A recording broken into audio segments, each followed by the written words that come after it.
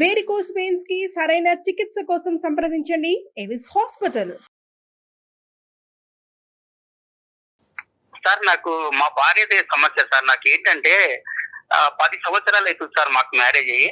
Sir మాకు 2 పిల్లలు ఉన్నారు సార్. మాకు ఒకరు 7 years, ఒకరు 6 years సార్. ఓకే. మేము ఇక్కడ హైదరాబాద్ లో నివాసం ఉంటున్నాం సార్. ఇక్కడ ఉద్యోగ రీత్యా ఇక్కడికి వచ్చేసి ఇక్కడ ఉంటున్నాం సార్ మేము. అయితే నాకు సాయంత్రము 6ంటికి జాబ్ అయిపోతుంది సార్. సాయంత్రం 6 తర్వాత ఇంటికి వెళ్ళేసరికి నాకు ఒక 20-25 minutes పడుతుంది సార్ నాకు ఇంటికి వెళ్ళడానికి. ఓకే. ఒకవేళ ట్రాఫిక్ జామ్ అయ్యి లేకపోతే ఏదన్నా అటు ఇటు అయ్యి కొద్ది ఒక 10 నిమిషాలు లేట్ అయితే ఇంట్లో నాకు టార్చర్ ఉంటది సార్.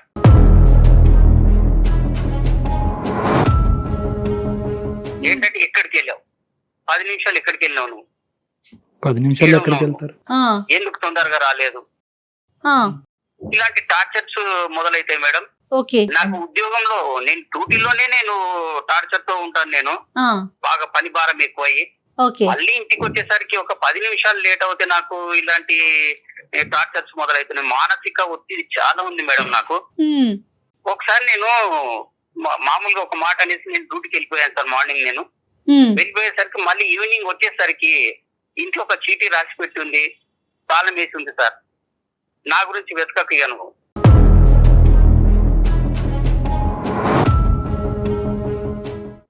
నేను ఎక్కడికైనా వెళ్ళిపోతున్నానని. నేను 2 పిల్లలు తీసుకొని వెళ్ళిపోయింది మేడం.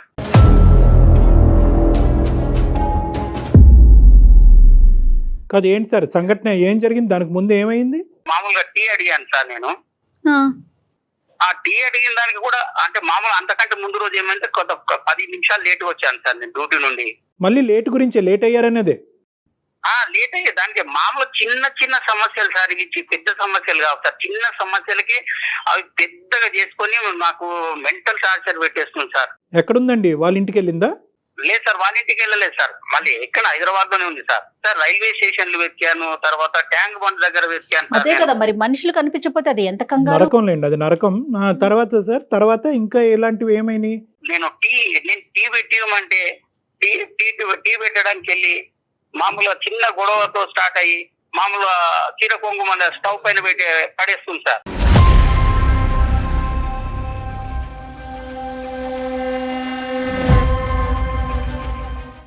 నేను కంగారు పడి మళ్ళీ దాన్ని పోయి ఆర్పాలి సార్. ఆర్పి మళ్ళీ ఏమైంది, ఎందుకు ఇంత చిన్న 2 మాటలు అనుకున్న దానికి మళ్ళీ అంత పెద్ద చేసుకోవడం ఎందుకని నేను ఆర్పేస్తాను సార్. నేను ఆఫీస్ లేనటువంటి రోజు లేదంటే ఆఫీస్ అయిపోయిన తర్వాత ఇంట్లో మీరిద్దరు ఉన్నప్పుడు మీ ఇద్దరి మధ్యన ఎటువంటి భేదాభిప్రాయాలు రావటం వల్ల ఆవిడ ఇంకా ఆత్మహత్య ధోరణిలోకి వెళ్తున్నారు? అంటే ఆవిడ మాట మీరు వినాలా, మీ మాట ఆవిడ ఆలకించాలా? అదే సార్, ఆమె మాటనే వినాలి సార్ నేను. అదేంటి అది డబ్బులా, ఇంటి పని వంట పనా, లేదంటే ఏదైనా ఇన్వెస్ట్మెంట్సా, పిల్లలకు సంబంధించిన అంశాలా, లేదంటే అన్నిటికీ ఆవిడ మాట వినాలా? లేదు సార్, పిల్లలు తర్వాత ఇన్వెస్ట్మెంట్ ఇవన్నీ ఏమి కాదు సార్. ఇవి కాకపోతే నా మాట వినాలి నువ్వు.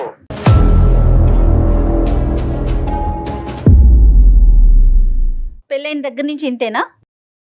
పెళ్ళైన దగ్గర నుంచి ఇంతే మేడం. మామూలుగా ఒక 2-3 నెలలు మామూలుగా ఉన్నారు మేడం. ఎన్ని సంవత్సరాలు అవుతుందండి మీకు పెళ్ళయి? 10 సంవత్సరాలు అవుతుంది మేడం. 2 పిల్లలు. ఇప్పుడు మా వాళ్ళు ఉన్నారు సార్. మా వాళ్ళ దగ్గరికి నేను వెళ్ళాను అనుకోండి, మా అక్క చెల్లెళ్ళ వాళ్ళ దగ్గరికి వెళ్తే ఎందుకు వెళ్ళావు అనేటువంటి గొడవ స్టార్ట్ చేస్తారు సార్. వాళ్ళ దగ్గరికి వెళ్ళొద్దు, నేను ఎవరి దగ్గరికి వెళ్ళొద్దు, నేను ఎవరితో మాట్లాడకూడదు, ఎవరితో ఫ్రీగా మాట్లాడినా ఎందుకు మాట్లాడావు, ఈ అనుమానంతో మళ్ళీ ఇంటికి వచ్చిన తర్వాత ఏమన్నారు సార్, మళ్ళీ 10 తర్వాత ఇలాంటి టార్చర్ స్టార్ట్ చేస్తుంది సార్. 10 తర్వాత టార్చర్ స్టార్ట్ చేసిన తర్వాత 11-12 అవుతుంది సార్ మాకు ఈ గొడవ, చిన్న చిన్న గొడవలు. ఇంట్లోంచి వెళ్ళిపోవటం ఒకటి, చీర కొంగు ఏమొచ్చి స్టవ్ మీద వేసి తను హామ్ చేసుకునేటటువంటిది ఇంకా ఏమైనా ఉన్నాయండి ఇలాగా? ఇంకా ఉన్నాయి సార్. మామూలు వంట రూమ్ లో వెళ్తా సార్, వంట రూమ్ లో వంట చేసుకుంటూ చాకు తీసుకొని కోసేసుకుంటుందండి.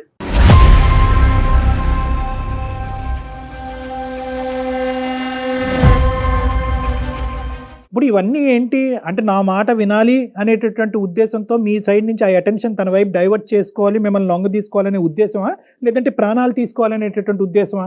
లేదు సార్, నన్ను ఏమన్నా సార్, నన్ను ఏమనకుండా ఆమె అదే. చేసుకోవడం, ఆమె అది సరే. భయపెడుతుంది సార్. మిమ్మల్ని ఏమి చేయదు, కానీ తను నిజంగా ప్రాణాలు తీసుకోవాలనే ఉద్దేశమా, లేదంటే మీ అటెన్షన్ తన వైపు డ్రా చేసుకునే ఉద్దేశమా? సార్ ఆ టైంలో నేను అటెన్షన్ లేకపోతే ఏమన్నా జరగవచ్చు కదా సార్. అదేలేండి, తన ప్రయత్నం కాస్త నిజం అవ్వచ్చు. ఓకే, అర్థం. అవ్వచ్చు కదా సార్. రైట్. నేను అటెన్షన్ లో లేకపోతే నేను ఏమన్నా అవ్వచ్చు సార్. అంటే అలర్ట్ గా ఉంటాను సార్. నేను ఏ టైంలో ఏమవుతుంది మళ్ళీ అటు చూసేసరికి ఏదో ఒకటి తీసేసుకుంటుంది సార్. సార్ ఇంకోటి ఒకసారి హ్యాంగ్ కూడా చేసుకుంది సార్. హ్యాంగ్ చేసుకోవడానికి కూడా ప్రయత్నం చేసింది సార్. దానికి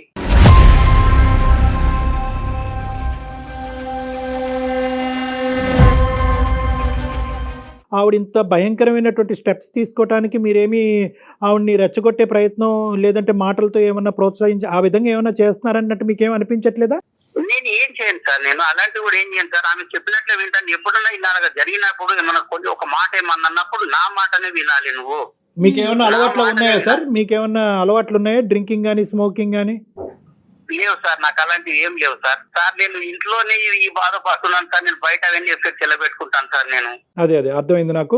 మీరు వెళ్ళి మీ పేరెంట్స్కి కానీ వాళ్ళ పేరెంట్స్కి కానీ చెప్పడం జరిగిందా? ఇది ఏమైనా పెద్దల పంచాయతీ వరకు వెళ్ళిందా ఈ అమ్మాయి యొక్క ప్రవర్తన? ఎందుకంటే రేపు పొద్దున ఆ అమ్మాయి ఏమన్నా చేసుకుంటే ఒకటి ఆ అమ్మాయి చనిపోవటం, పిల్లలకి తల్లి లేకుండా అవటమే కాకుండా మీరు కూడా రకరకాల చిక్కుల్లో పడతారు కాబట్టి ఇది ఎప్పుడు ఇంటి బయటకు తీసుకెళ్లారా? లేదు సార్, వాళ్ళ పేరెంట్స్ తో కూడా మాట్లాడాను సార్. వాళ్ళ పేరెంట్స్ ముందు కూడా సూసైడ్ చేసుకోవడానికి అటెంప్ట్ చేసింది సార్.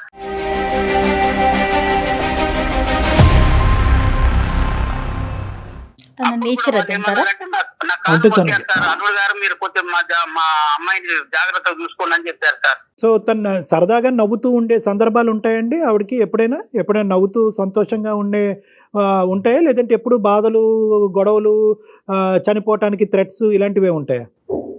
అలా ఉండదు సార్ ఎప్పుడు. కాకపోతే ఏంటంటే ఎప్పుడు నేను చెప్పినట్లు వింటే హ్యాపీ సంతోషంగా ఉంటుంది సార్.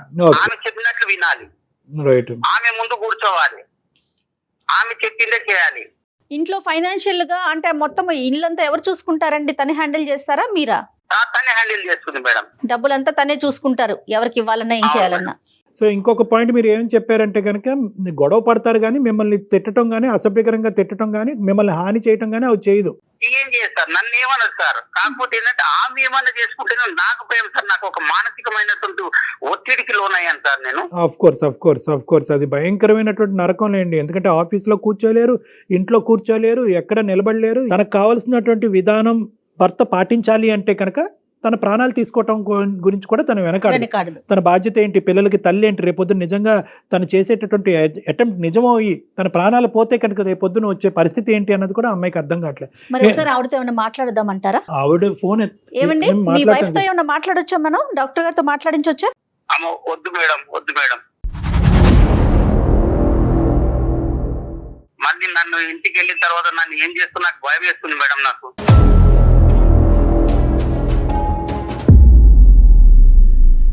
మరి లేదంటే నా దగ్గర తీసుకొస్తారా? పోనీ పర్సనల్ గా తీసుకెళ్తారా? అసలు రావాలి కదా తను.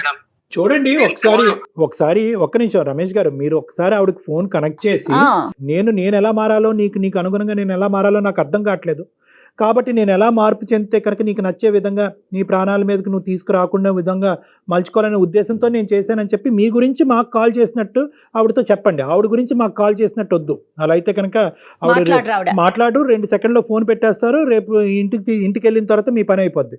కాబట్టి నేను ఎలా మారాలి అనే ఉద్దేశంతోనే నేను చేశాను అన్నట్టుగా ఒకసారి ట్రై చేయండి. మీ వైఫ్ గురించి కాదు, మీకోసమే మాకు కాల్ చేశారని చెప్పండి ఆవిడకి, అంతే కదండి? అంతే, బెటర్ అమ్మా. Okay madam. आपका कॉल होल्ड पर है, कृपया प्रतीक्षा कीजिए, please stay on the line. Hello Harika, చెప్పు. ఏంటి ఈ టైంలో ఫోన్ చేసావు? ఆఫీస్ లో వర్క్ లేదా?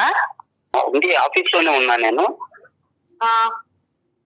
సాధారణంగా చేయను కదా ఫోన్ నువ్వు ఈ టైంకి. చేయను కానీ వాళ్ళ ఏంటంటే సుమన్ టీవీ అందమైన జీవితం ప్రోగ్రామ్ తెలుసు కదా అది. అయితే ఏం లేదు హారిక, మనం ఇప్పుడు చిన్న గొడవలు అవుతుంటాయి కదా మనకి ఇంట్లో. అయితే అవన్నీ నువ్వు వాళ్ళ దగ్గరికి వెళ్ళి చెప్తున్నావా కూర్చుని? వాళ్ళకి ఏమి వాళ్ళ దగ్గరికి వెళ్ళి ఏమి చెప్పట్లేదు హారిక నేను. వాళ్ళు ఫోన్ లో ఉన్న లైన్ లో ఉన్నారు. ఆహా, నువ్వు ఎప్పటి నుంచి ఇలాంటివన్నీ చేయడం మొదలెట్టావు? హారిక గారు ఒక్క నిమిషం అండి, మాట్లాడొచ్చండి హారిక గారు? చెప్పండి. నమస్తే అండి, మేము అందమైన జీవితం ప్రోగ్రామ్ నుంచి కాల్ చేస్తున్నాము. అయితే నమస్తే అండి. నమస్తే రమేష్ గారు, మాకు ఏం లేదు, మీ ఇద్దరి మధ్య ఏదో చిన్న చిన్న డిస్టర్బెన్సెస్ ఉంటున్నాయి. నేను ఎలా మారాలి, నాకేం చేయాలో నాకు అర్థం కావట్లేదు. ఇది పీక్ స్టేజ్కి వెళ్ళక ముందే ఒక్కసారి డాక్టర్ గారి సలహా ఇస్తే బాగుంటుంది. కాదండి, అవన్నీ నాకు చెప్తే సరిపోతుంది కదా, మీ అందరికి చెప్పాల్సిన అవసరం ఇక్కడ అందరూ అంటే ఎవరు లేరండి, మీరు జస్ట్ ఫోన్ కాల్ లో హారిక గారు, ఒక్క నిమిషం. ఫోన్ కాల్ అయినా సరే అతను ఈ రోజు ఏంటంటే ఇప్పుడుకొచ్చి మీ ఇద్దరి మధ్యన ఉండేటటువంటి పరిస్థితిని ఎవరికి వివరించలేదు, ఎవరికి చెప్పుకోలేదు. ఇది మీరు కూడా అంగీకరిస్తారు కదమ్మా. అతను ఏంటంటే ఏదైనా మీ ఇద్దరి మధ్యన 4 గోళ్ల మధ్యనే సెటిల్ చేసుకోవాలి, ఇంటి గుట్టు బయటకు తీసుకెళ్తాం ఎందుకని చెప్పి బహుశా దగ్గర మీ 10 సంవత్సరాల జీవితాన్ని అతను ఈ విధంగానే గడిపాడు. కానీ ఇదే ఫస్ట్ టైం మన ప్రోగ్రామ్ చూసి ఈ ప్రోగ్రామ్ మీద నమ్మకం కలిగి వీళ్ళు ఇన్వాల్వ్ అవుతే కనుక దీనికి ఒక సొల్యూషన్ వస్తుంది అని చెప్పి, అది కూడా ఎలా అడిగాడు, ఏమండి మా ఆవిడకి నచ్చేటటువంటి విధంగా నేను మారాలి అని అనుకుంటున్నాను, ఎన్ని ప్రయత్నాలు చేసినా నేను విఫలమవుతున్నాను, నేను నచ్చే విధంగా మారితే కనుక మా ఆవిడ మానసికంగా ప్రశాంతంగా ఉంటుంది, సో మా ఆవిడ ప్రశాంతత గురించి మా కుటుంబం గురించి నాకు ఒక 2 సలహాలు ఇవ్వండి అంటే, బాబు నీ సైడే చెప్తే మాకేం అర్థం అవుతుంది, ఆవిడకి కూడా ఫోన్ కలిపాయి అంటే అతను భయపడుతూ లాస్ట్ మినిట్లో మేమే కన్విన్స్ చేసి మీకు కల్పించామా, దయచేసి ఈ అంశం మీద అతని మీద మీరు కోప్పడద్దు, అసలు మీరు ప్రాణాలే తీసుకునే పరిస్థితి వరకు ఎందుకు వెళ్తుంది, ఎందుకు ఇన్ని అటెంప్ట్స్ చేశారు, ఏం జరుగుతుందో ఒకసారి చెప్పండి అమ్మా ప్లీజ్, మై రిక్వెస్ట్. ఏం లేదండి, ఇప్పుడు నాకు ఒక్కొక్కరికి ఒక్కొక్క రకంగా వాళ్ళ పైన ప్రేమ ఎలా ఉందన్నది తెలుస్తుంది. ఇప్పుడు నా భర్తకి నా పైన ప్రేమ ఎలా ఉందంటే, నాకు ఇలాంటి చేసినప్పుడు ఆయనలో ఉన్న అసలైన ప్రేమ నాకు బయటకు తెలుస్తుంది. మిగతా అందరూ సినిమాల్లో చూపించినట్టు బయటకు పై మాట్లాడి అవన్నీ ఉత్తుత్తి డ్రామాలు. ఇప్పుడు భయం వచ్చింది అనుకోండి, లోపల నుంచి ఏమనిపిస్తే అదే కదా బయటకు వస్తుంది, అంతేగాని నటించలేడు కదా, భయం నటించలేడు కదా.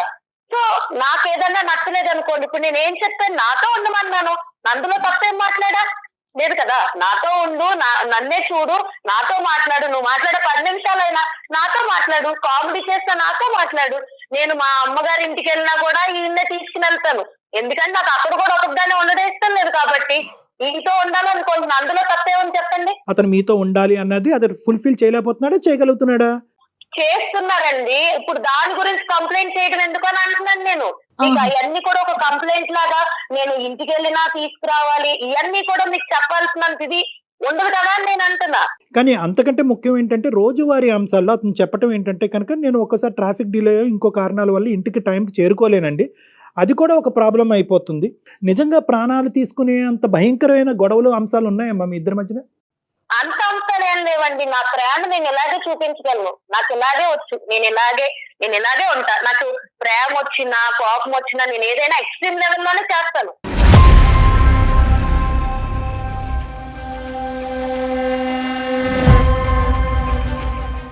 నేను అంత సాదాగా నేను అలా లేనండి, చిన్నప్పటి నుంచి నేను ఎలాగే పెరిగాను.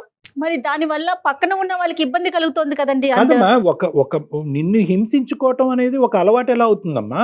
నిన్ను హింసించుకోవటం, బాధ పెట్టుకోవటం ఎలా అలవాటు అవుతుంది? నువ్వు గీసినటువంటి బొమ్మలాగే నలుగురు అందులో ఉండాలి అనేటటువంటిది ఎంతవరకు పాసిబుల్ అవుతుంది? పోనీ అతను గీసినటువంటి విధంగా నువ్వు ఉండగలవా? ఇక్కడ థింగ్ ఏంటంటేనండి, నేను నలుగురిని ఉండాలని నేను కోరుకోవట్లేదు. ఒకటి, నేను ఆయన పెళ్లి చేసుకున్నాను, ఆయన నన్ను పెళ్లి చేసుకున్నాడు, నాకు నా మనిషి అన్నవాడు నాకు తగ్గట్టు ఉండాలన్నది నేను అనుకుంటున్నాను. నేను మా అమ్మ నాన్న వదిలేసి వచ్చినప్పుడు ఇటునే నా ప్రపంచం అనుకున్నప్పుడు నాకు నచ్చినట్టు నేను ఉండాలనుకుంటాను, అందులో తప్పేం లేదు కదండి. ఇంకొకటి, నేను ఎక్కడా కూడా ఏం జరిగినా కూడా నేను అతను ఒక మాట పల్లెత్తి అనలేదు, ఒక రోజు కొట్టింది లేదు, ఒక రోజు ఏమి చేసి తిట్టింది కూడా లేదు. ఏదైనా ఉంటే నన్ను నేను హింసించుకుంటున్నా. అంటే ప్రేమ దక్కించుకోవాలి అంటే కనుక అవతల వ్యక్తిని భయపెట్టి బెదిరించి లొంగ తీసుకుని ఉక్కిరి బిక్కిరి చేసి, నువ్వు నన్ను ప్రేమించకపోతే కనుక, నేను చెప్పినట్టు నువ్వు వినకపోతే నేను చచ్చిపోతాను అనేటటువంటి మాటలు బట్టే ప్రేమ? అదొకటేనా నీకు తెలిసినటువంటి ప్రేమ, ఒక మనిషి దగ్గర దక్కించుకునే ప్రేమ? నాకు ఇదే తెలుసండి, నాకు ఇలాంటిదే తెలుసు. నా సైడ్ నుంచి ప్రేమ అంటే ఇలాగే ఉంటది, నాదన్నీ ఎక్స్ట్రీమ్ లిమిట్స్ లోనే ఉంటది. మరి తప్పమ్మా, అలా ఉంటది అంటే కనుక రేపొద్దున మీ పిల్లలు కూడా పెద్ద అయిన తర్వాత, అమ్మ నువ్వు ఇలా ఉంటే కనుక మేము చచ్చిపోతాం, అమ్మ నువ్వు ఎగ్జామ్ రాయమంటే మేము చచ్చిపోతాను, అమ్మ నేను ఫెయిల్ అవుతే నేను చచ్చిపోతానని చెప్పి మిమ్మల్ని బెదిరిస్తారు. విధానం ఉంటే కనుక మార్చుకోవాలమ్మా. సారీ, మీరు ఏదో చెప్తున్నారు రమేష్ గారు.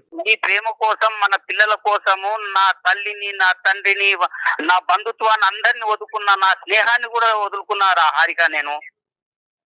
ఇంకా నీకు ఇప్పుడు ప్రేమ పంచాలి నీకు? నేనేం వదులుకోలేదు నీకోసం. రోజు వచ్చి నువ్వు ఇంటికాడ కూర్చుని నాతో టైం స్పెండ్ చేయంటే నీకు తప్పు అయిపోయింది. అప్పుడు ఈ పంచాయతీ అంతా పట్టుకెళ్ళి అందరికి వినిపించేటట్టు చేస్తున్నావు నువ్వు. నిన్ను వదిలిపెట్టి ఎక్కడికన్నా వెళ్తున్నానా నేను ఇంటికి వచ్చాక? వెళ్ళినప్పుడు నీకు సమస్య లేదు కదా, ఇప్పుడు దాన్ని ఎందుకు పెద్ద సమస్య కింద చూపిస్తున్నావు? నీకు కానటువంటి సమస్య, నీకు ఇప్పటికీ కూడా నువ్వు చేసేటటువంటి భయంకరమైనటువంటి వికృతమైనటువంటి పనులు ఇప్పటికీ మీకు అర్థం కావట్లేదు. ఇవన్నీ వికృతమైనటువంటి పనులు. చెంగేమో వచ్చి స్టవ్ మీద వేయటము, ఇంట్లోంచి పారిపోవటము, ఉరి తీసుకోవటానికి ప్రయత్నం చేయటము, విపరీతమైనటువంటి భయంకరమైనటువంటి ప్రయత్నాలు. నా అలవాటు చిన్నప్పటి నుంచి నా ప్రేమను వ్యక్తపరచడం, ప్రేమను దక్కించుకునేటటువంటి విధి విధానాలు ఇదే అని చెప్పి మీరు గొప్పగా చెప్పుకోకండి అమ్మా. నెంబర్ 1 ఎక్స్ట్రీమే అని చెప్తున్నారు తనే. ఇది ఎక్స్ట్రీమ్ అని మీకు తెలిస్తే కనుక ఆ ఎక్స్ట్రీమిటీ అనేటటువంటిది మార్చుకోవాల్సినటువంటి బాధ్యత మీ మీద ఉంది. ఒకప్పుడు మీరు మార్చుకోలేరు, కెపాసిటీ మీకు అది లేదు అంటే కనుక మాలాంటి వాళ్ళ దగ్గర రండి, అది రెక్టిఫై చేస్తాం. కానీ దయచేసి నేను చెప్పేది ఏంటంటే, ఈ వాతావరణం పిల్లలకి చూపెట్టద్దాం. ఇందాక నేను ఒక మాట అన్నాను, రేపొద్దున మీ అమ్మాయి కానీ మీ అబ్బాయి కానీ, అమ్మ నాకు ఇది జరగకపోతే సూసైడ్ చేసుకుంటాను, అమ్మ నాకు ఇది జరగకపోతే మేడ నుంచి దుంకుతాను, అమ్మ ఇది జరగకపోతే టాబ్లెట్స్ మింగుతానంటే ఎలా ఉంటుందమ్మా నీకు? మీ అలవాటు ఇదేరా, అదే అలవాటులో కంటిన్యూ అవ్వండి అని మీ పిల్లలకు చెప్తారా? ఇప్పుడు అంత దూరమే వస్తే నేను అప్పుడు ఏదనిపిస్తే అదే చేస్తానండి. ఇప్పుడు నేను అంత దూరం అవసరం నాకు లేదు. ఇప్పుడు నాకేంటంటే నా భర్త నాతో ఎలా ఉండాలన్నదే నాకు ముఖ్యం. చెప్పండి హారిక, చెప్పండి. చేయాల్సిందంతా చేసి హారిక అంటే ఏం సరిపోద్దు? ఇప్పుడు నిన్నెవరు ఇవన్నీ బయటకు మాట్లాడమన్నారు ఫస్ట్?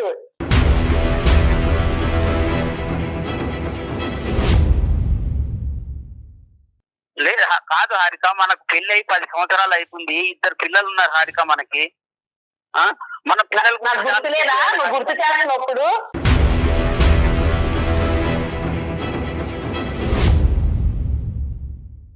అందుకే కదా నువ్వు సరిగ్గా సరిపోద్ది కదా.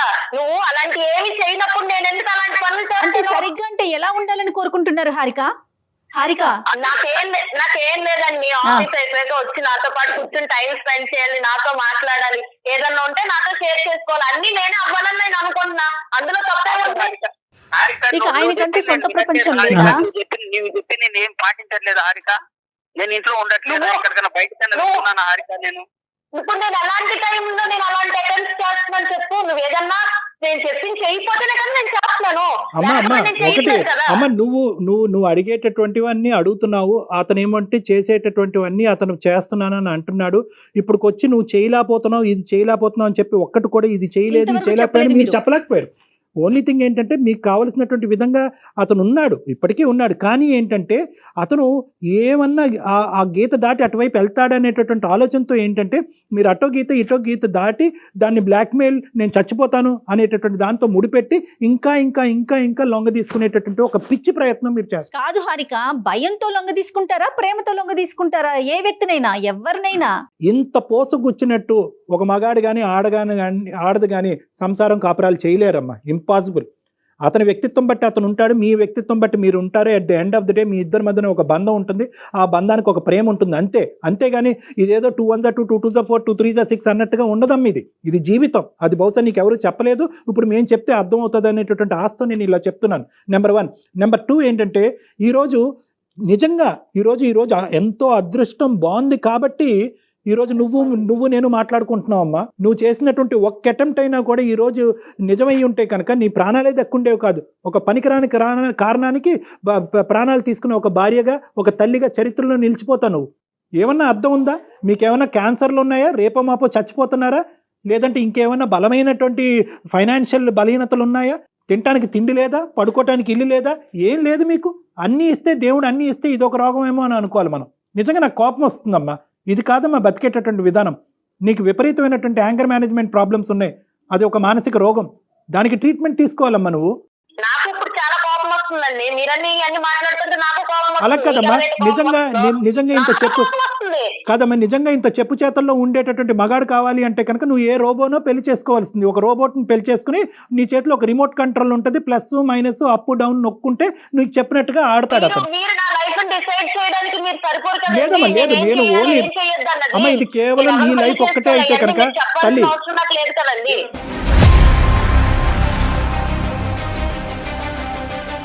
నీ లైఫ్ ఒక్కటే అయితే కనుక నేను ఇలా మాట్లాడినమ్మా. నీ లైఫ్, నీ పిల్లల లైఫ్, నీ భర్త లైఫ్, అందరి లైఫ్స్ ఇక్కడ ముడిపడి ఉన్నాయి కాబట్టి నీకు చెప్తున్నాను. నీకొక్కదానికి చెప్పేటటువంటి కెపాసిటీ నాకు లేకపోవచ్చు. కాదండి, అర్థమయ్యే విధంగా డాక్టర్ గారు చెప్తుంటేనే మీరు మాట్లాడే విధానం అర్థమవుతోందండి. మీరు ఎలా మాట్లాడుతున్నారు, డాక్టర్ గారు ఏం చెప్తున్నారు, మీరేం మాట్లాడుతున్నారు, మీరెవరు అని అడుగుతున్నారు. ఏమండి పద్ధతేనా? నాకు ఇదంతా కాదండి. నాకు ఇంకొక పర్సన్ మా రిలేషన్ లో దూరడం నాకు ఇష్టం లేదు.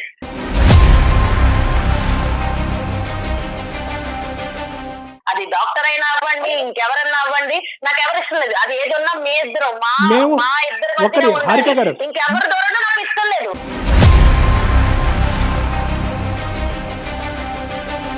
సూపర్, కరెక్ట్ హారిక గారు. ఈ సెకండ్ లో మేము ఫోన్ కాల్ కట్టి బయటకు వెళ్ళిపోతాం. మీకు ఒక 1 వీక్ టైం ఇస్తాం. మీ ఇష్యూని రిజాల్వ్ చేసుకుంటారా? మీ ఇష్యూని మీ ప్రాణాల మీద తీసుకొచ్చుకోకుండా, సూసైడ్ చేసుకుంటాననేటటువంటి మాటలు రాకుండా, అటువంటి అటెంప్ట్లు చేయకుండా, ఇంట్లోంచి పారిపోకుండా మీరు మీ ఇష్యూని రిజాల్వ్ చేసుకునేటట్టు అయితే కనుక మాకెందుకమ్మా, మాకు ఇంకో 2000 మీ ఈమెయిల్స్ వెయిట్ చేస్తున్నాయి. మాకు బాబు మాకు హెల్ప్ చేయండి, బాబు మాకు హెల్ప్ చేయండి అని ఇంకో 2000 ఈమెయిల్స్ మాకు పెండింగ్లో ఉన్నాయి. వాళ్ళకి చేసుకుంటాం పోయి.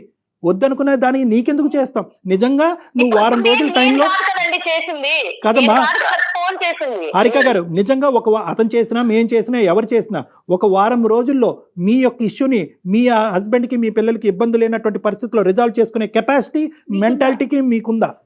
ఏది ఉన్నది నేను చూసుకుంటానండి.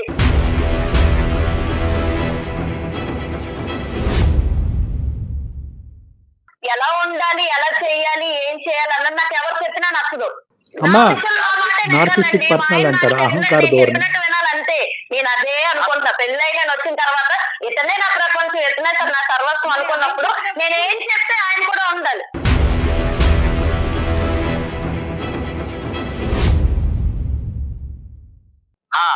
డాక్టర్ గారు మీరు వింటున్నారు కదా, వ్యవహారం రోజు ఇలాగే ఉంటుందండి. నాకు ఇంట్లో టార్చర్ నేను భరించలేకపోతున్నాను సార్. మీరు ఎలాగైనా మాకు ఈ యొక్క సమస్యకు పరిష్కారం చేయాలి సార్. రమేష్ గారు, టార్చర్ అనే పదం మీరు వాడుతున్నారు, మేము అనుకుంటున్నాం, జయ గారు అనుకుంటున్నారు.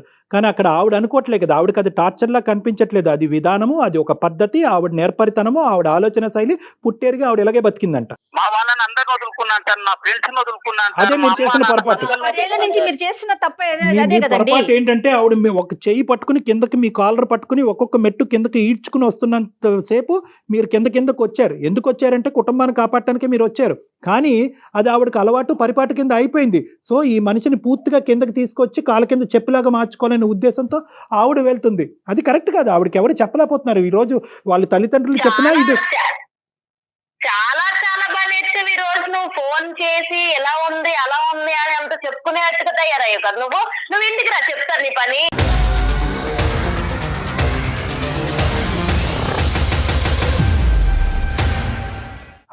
హారిక సారీ అమ్మ మేమేమైనా తప్పుగా మాట్లాడితే క్షమించండి. కానీ ఒక్క నిమిషం, ఇంటికి రాస్తే చూద్దాం అని చెప్పి ఈరోజు ఇప్పటి వరకు అతను చూడలేదు అని అన్నావు. ఇప్పుడు ఏంటంటే అతను చూస్తాను అని అంటున్నావు. అతను చూస్తావో నువ్వేమన్నా చేసుకుంటావు అనేటటువంటి భయంతో మాకుంటుంది.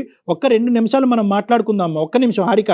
ఇప్పుడు ఇదంతా కాదండి, నాకు ఇప్పుడు కోపం తెప్పించాడు మా ఆయన. ఇవన్నీ మీకు చెప్పాల్సిన అవసరం లేదు. ఫస్ట్ థింగ్ నాతో మాట్లాడాలి, లేదా ఏదన్నా ఉన్నా ఇలా ఉంది ఇలాంటి థాట్ ఉండాలంటే నాకు ముందు చెప్పాలి. నాతో నువ్వు 190 సార్లైనా మాట్లాడాలి. నువ్వు నన్ను పెళ్లి చేసుకున్నావు కాబట్టి నాకు చెప్పాలి. ఎన్నిసార్లైనా నువ్వు చెప్పాలి. నేను వినకపోతే నాకు అర్థమయ్యేలాగా నువ్వు చెప్తూనే ఉండాలి. నేను వినకపోతే నా చేతిలో ఉండదు.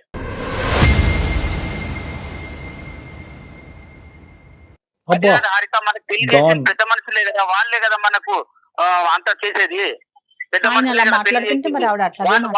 చెప్తారు కదా మనకి. అతను గట్టిగా మాట్లాడితే ఆవిడ చేయిపోయి ఏదైనా చేసుకుంటదని చెప్పి అతను పిల్లిలాగా అతను ఉన్నాడు. కాదమ్మా హారిక. హలో హారిక అమ్మా, నీకు చెప్పేటటువంటి కెపాసిటీ, స్థాయి, స్తోమత బహుశా ఎవరికి లేదేమో. అలాంటి వాడు ఎవరు ఇప్పుడు వచ్చి భూప్రపంచమే పుట్టెరుగు ఉండడు.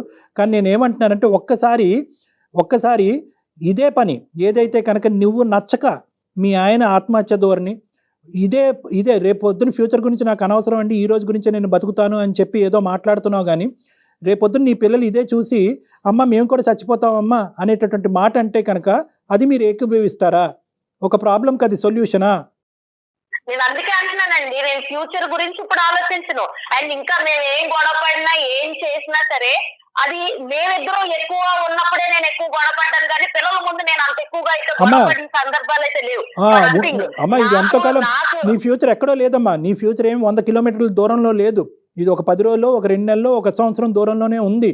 ఇటువంటి ధోరణి నీ పిల్లలకు అలవాటు అవటానికి, ఇటువంటి ధోరణిలో మీ భర్త కూడా మాట్లాడటానికి, లేదంటే ఈ హింస భరించలేక నువ్వు చెప్పి చేస్తున్నావు, అతను చెప్పకుండా చేస్తాడు, అతను చెప్పకుండా చేస్తాడు. అప్పుడేం చేస్తాడు? హారిక నా ఆలోచన అంతా నువ్వు నా పిల్లలే హారిక, మీరే నాకు సర్వస్వం హారిక. నాకు అంత ఆలోచన ఉన్నాడు అయితే నువ్వు ఇట్లా ఫోన్లు కలిపి ఫోన్లు చేయించి మాట్లాడించోడు కాదు, కానీ నువ్వు మాట్లాడుకో. నువ్వు చేసినంత చూసాను, నువ్వేం చేసావు కూడా నాకు అర్థమైంది. నీకు ఎంత సౌండ్ ఇస్తే నువ్వు ఎలాంటి పనులు చేస్తావో కూడా నేను ఊహించగలను. అందుకే నేను ఎంత కూడా నీకు గ్యాప్ ఇవ్వకుండా నువ్వు టైం అయ్యేకి ఇంటికి రావాలన్న, అందులో నేను నిస్వార్థంగా ప్రేమించాలని అనుకుంటున్నా, అందులో తప్పే ఉంది. నీకు అది ఇబ్బంది అయిపోతుందా? నాకు తెలియక అడుగుతున్నాను. కాదు హారిక, నేను కాదని ఎక్కడికన్నా వెళ్ళానా రాధిక? నేను ఎక్కడికన్నా వెళ్ళానా? కంప్లైంట్ లేనప్పుడు నీకు వెళ్ళనప్పుడు, నీకు కంప్లైంట్ లేనప్పుడు ఇప్పుడు ఎందుకు దాన్ని పెద్ద కంప్లైంట్ కింద చూపిస్తున్నావు? మరి కాదు హారిక, నువ్వు చెప్పినట్టే వింటున్నాను కదా హారిక. ఏంటి నాన్న నువ్వు చెప్పినట్టే వింటున్నాను, నువ్వు ఆవిడ టీచరు, నువ్వు స్టూడెంటా? బాగుందయ్యా మీ స్కూలు. ఇదంతా కాదు, నేను చెప్పినట్టు వింటున్నాను అని అంటావు, మరి ఆవిడ చెప్పినట్టే విను. మాకెందుకు ఫోన్ చేసావు? ఇక్కడ కర్ర ఎరగకూడదు, పాము సాగకూడదు అంటే ఎలాగా? మేము గట్టిగా చెప్తుంటే నువ్వేమో ఆ అమ్మాయి కాళ్ళ వేళ్ళ పెట్టుకుని నువ్వు బతుమాలుతున్నావు. సరే నీ భయాలు నీకు ఉండొచ్చు, ఇంటికి వెళ్ళేటప్పటికి ఆ అమ్మాయి ఏమవుతుందో అనే భయం నీకు ఉండొచ్చు, కానీ ఈ సమస్యకి పరిష్కారం ఎలాగా? ఆ తల్లిదండ్రులు చెప్పలేరు, ఎదిరింటోళ్ళు పక్కింటోళ్ళు చెప్పలేదు, ఒక డాక్టర్ గారు, ఒక సీనియర్ యాంకర్ గారు చెప్పలేరు, ఇంకెవరు చెప్తారు? ఆవిడకి ఎవరొకరు చెప్పాలి కదా. మేము ఒక విధంగా తీసుకెళ్తుంటే నీ కాలు పట్టుకుంటా, నీ పాలు పట్టుకుంటా, నువ్వు సమయం అంటే ఏంటి? హారికాని నువ్వు చూసుకోకపోవటం కాదు, హారికానికి అవసరానికి మించి నువ్వు చూసేసుకున్నావు. హారికానికి కావాల్సినటువంటి ప్రేమ అవసరానికి మించి ఇచ్చేసావు. ఆవిడకి సరిపోవట్లేదు, ఎన్ని బకెట్లైనా ఇంకా నిండట్లేదు ఆవిడకి. ఇప్పుడు మళ్ళీ మేము ఎలా మాట్లాడితే కనుక అక్కడేం గొడవ అవుతుందనే భయంతో ఇంకా నేను అసలు సిసలుగా నేను ఇంకా మాట్లాడలేకపోతున్నాను. నాకు భయం వేస్తుంది ఇక్కడ. ఇన్ని మాటలు అనిపించాలని నన్ను చోపి ఫోన్ చేసింది లేదా మెయిల్ పెట్టింది? నిన్ను ఇన్ని మాటలు అనిపించడానికి కాదు హారిక, మనకేమైనా సొల్యూషన్ దొరుకుతుందేమనే నేను కాల్ చేశాను. నేను ఆహా సొల్యూషన్ రా, ఇంటికి రా, నేను చూపిస్తాను నీకు సొల్యూషన్ ఏంటో.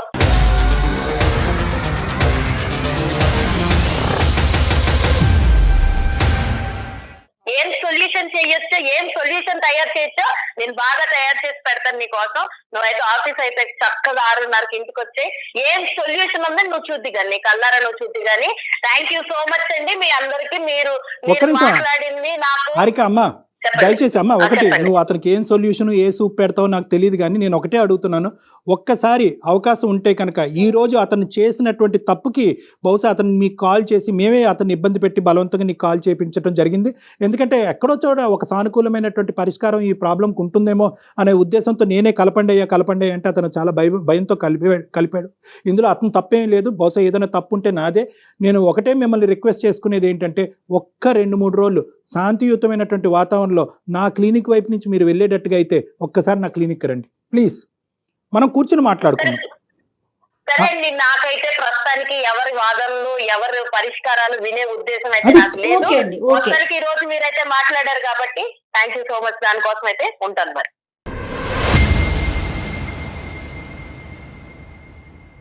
ఉన్నారండి, మీరున్నారా? ఉన్నాను మేడం. బాగా అర్థమైంది లేండి మాకు మీ పరిస్థితి. 10 ఏళ్ల నుంచి మీరు ఎంత బాధ అనుభవిస్తున్నారు.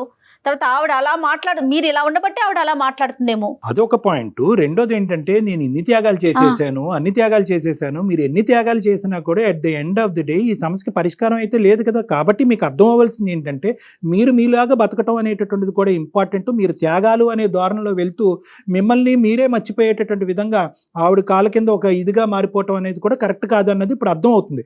మీరే తెలిసి తెలియకుండా ఆవిడకి నేను లొంగ తీసుకునే కొద్దీ ఇంకా తొక్కే కొద్దీ మా ఆయన లావుతాడు అనేటటువంటిది అలవాటు చేశారు. ఇక్కడ మీ జుట్టు అందించేశారు. జుట్టు అందించారు. ఇప్పుడు ఏంటంటే టూ లేట్. ఇప్పుడు ఇదంతా మాట్లాడుకో మొక్కగా ఉంది మానే వంగునా అని అంటారు. సో ఇదంతా టూ లేట్. స్టార్టింగ్లోనే ఏంటి నువ్వు చేసేటటువంటి డామినేషన్, ఇది కరెక్ట్ కాదు. అంటే నా ఫ్యామిలీ అని నా ఫ్యామిలీ కోసం చేశాను సార్ నేను ఇదంతాను. చేశారు, కానీ ఫలితం ఏది? ఆ బకెట్ ఎక్కడ నిండింది? ఆ సంతృప్తి ఎక్కడొచ్చింది? ఇంత చేసినా కూడా ఆవిడ నోట్లోంచి ఒక్క పదం వచ్చిందా? ఏమయ్యా నాయన నువ్వు ఇన్ని చేసావు, ఇన్ని త్యాగాలు చేసావు అని ఒక్క మాట వచ్చిందా? కానీ నెగిటివ్ గా కూడా ఏం చెప్పలేకపోతున్నారు కదా కళ్యాణ్ లేదు, గారు. అక్కడ నెగిటివ్ గా లేదు. ఆవిడ చెప్పేది ఏంటంటే ప్రేమ దక్కించుకోవటం అనే దానికి ప్రాసెస్ ఇదేనంట. అంటే ఏంటంటే అవతల మనిషి ప్రేమించకపోతే ప్రేమ ఇవ్వలేనేమో అనేటటువంటి భయంతో అతన్ని పిండి భయపెట్టి అతనిలో ఒక బెదిరింపు చేసి ఆ అది ప్రేమ కూడా మరి దక్కించు. తనకి తాను హామ్ చేసుకుంటూ తనకి తాను హామ్ చేసుకోవటం అనేటటువంటిది కూడా ఏంటంటేనమ్మా ఇక్కడ చాలా వరకు చనిపోవాలి అనే ఆలోచన కాదు ఇది. బెదిరించేటటువంటి ధోరణే. కానీ ఇందాక రమేష్ గారు అన్నట్టు ఆ బెదిరింపు కాస్త నిజం అవ్వచ్చు. ఏదైనా అవకాశం ఉంటే ఒకసారి డాక్టర్ గారి దగ్గరికి వచ్చి కలిసే ప్రయత్నం చేయండి మీ వైఫ్ ని తీసుకొని. అంత అవకాశం ఇస్తారా మీకు? ప్రయత్నం చేస్తాను మేడం. డెఫినెట్ గా ఇదైనా ప్రయత్నం చేయండి. ఈ విషయాన్నైనా డాక్టర్ గారి దగ్గరికి తీసుకెళ్లేదైనా చాలా సిన్సియర్ గా గట్టిగా ప్రయత్నం చేసి ఆయన దగ్గర కూర్చోబెట్టండి. ఆయనతో మాట్లాడిన తర్వాత అంటే డైరెక్ట్ గా ఫేస్ టు ఫేస్ మాట్లాడేటప్పటికి కొంచెం ఆలోచనలు మారుతాయి కదా. తప్పకుండా ప్రయత్నం చేస్తాను మేడం. నేను రిక్వెస్టింగ్ గానే మాట్లాడండి. అవసరమైతే ఓ 2 అపాలజీలు చెప్పండి. అలాగే సార్, అలాగే చేస్తాను. ఓకే, రైట్ అండి. Thank you. ఓకే.